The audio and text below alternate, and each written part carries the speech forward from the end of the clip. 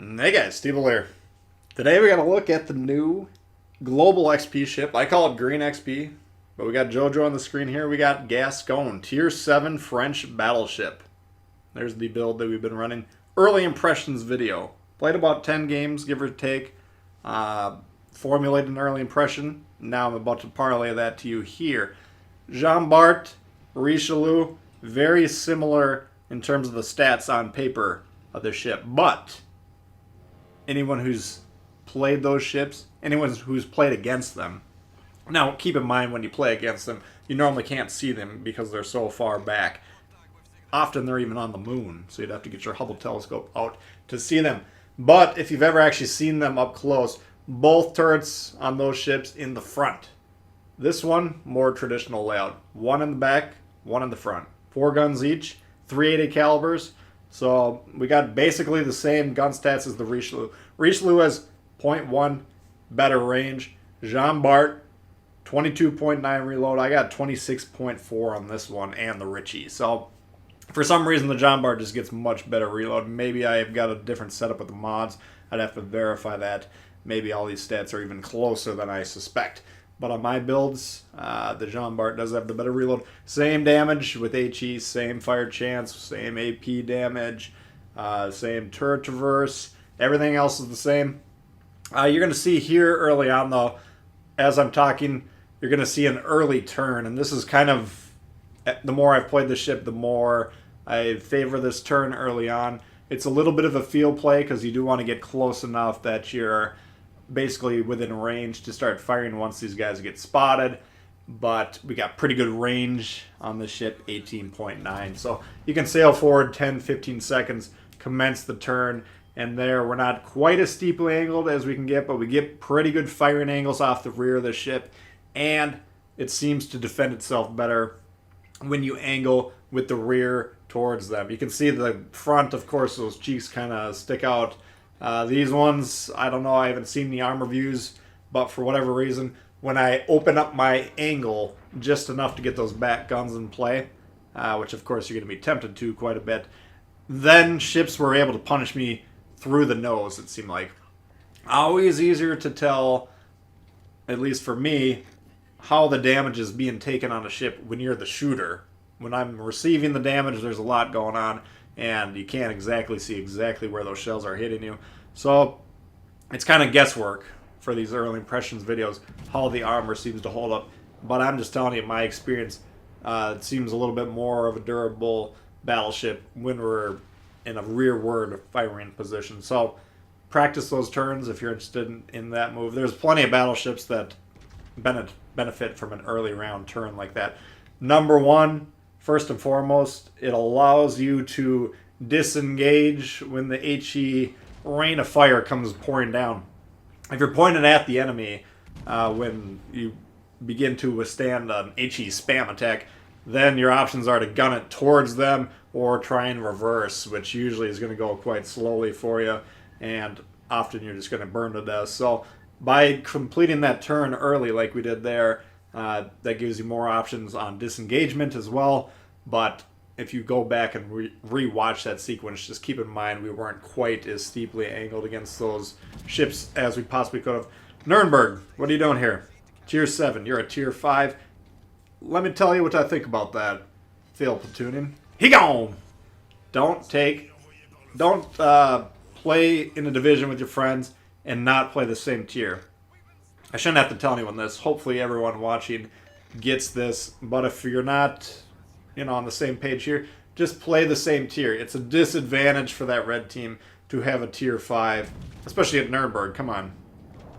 Tier 4 battleships can one-shot that thing.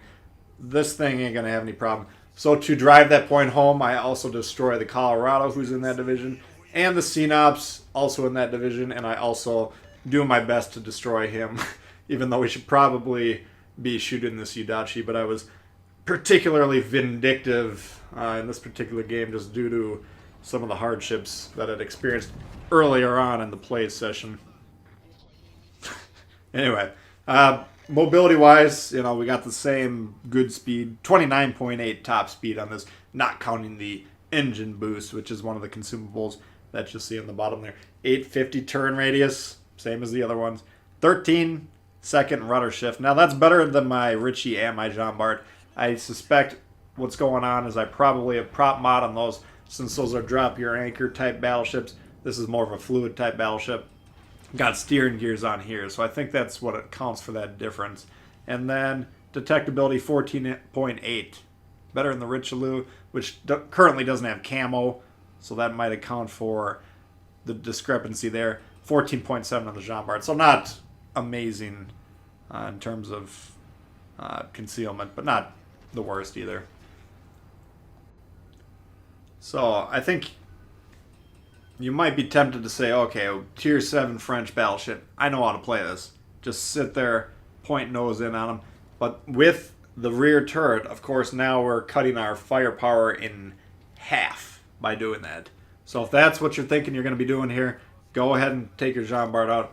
Go ahead and take your Richelieu out. There's no point in playing the Gascogne with that, anchored nose-in type play style. Which by the way, I don't even think is... Sometimes that's the right play for the Jean Bart, the Ritchie, but often they can make better plays. But that's just kind of the stereotypical potato play that we see out there in the Jean Bart, which vexes us all probably pretty much every tier 7 game. So the Gascogne, by its very nature, we have to get the back turret in whenever it's safe to do so.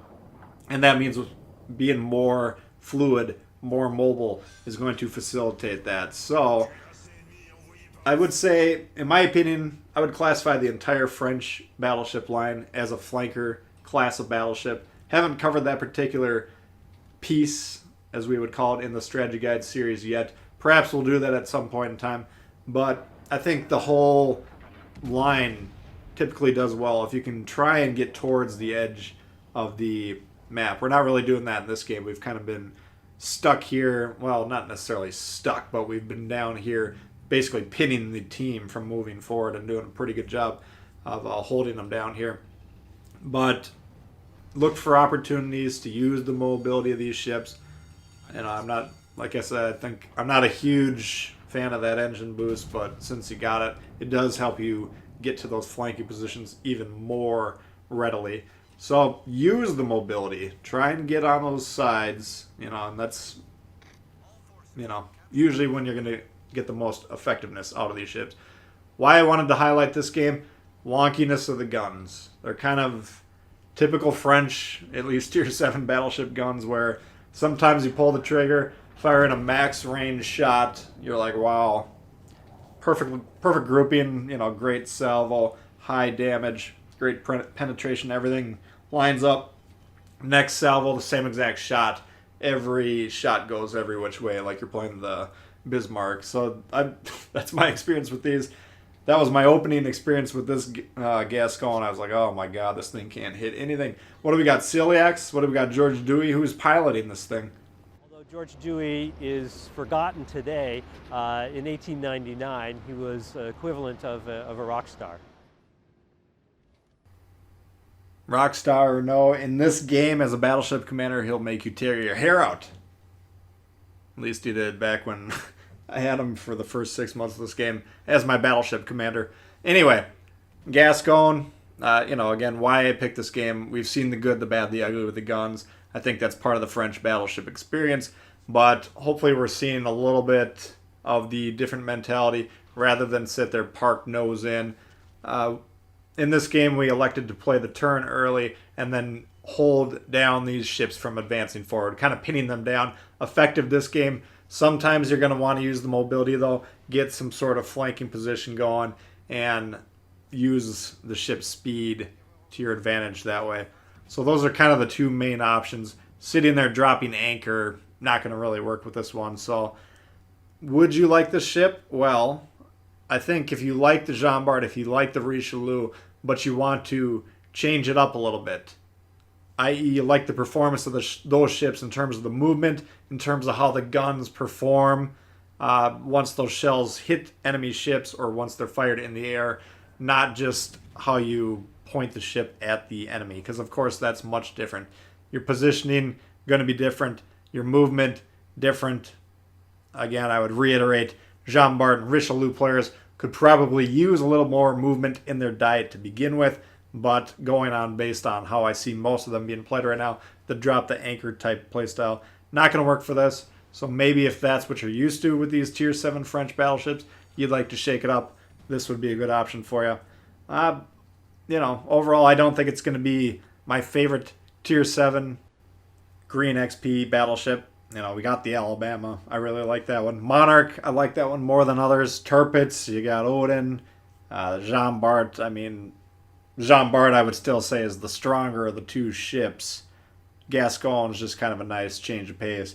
And Roma, we'll be covering that one as well tomorrow. But I think that has a different play style than this. So, overall, French flavored, but more reminiscent of mid-tier French battleships. Normandy, Lyon, as opposed to the plop your anchor down, Jean Bart and Rishi.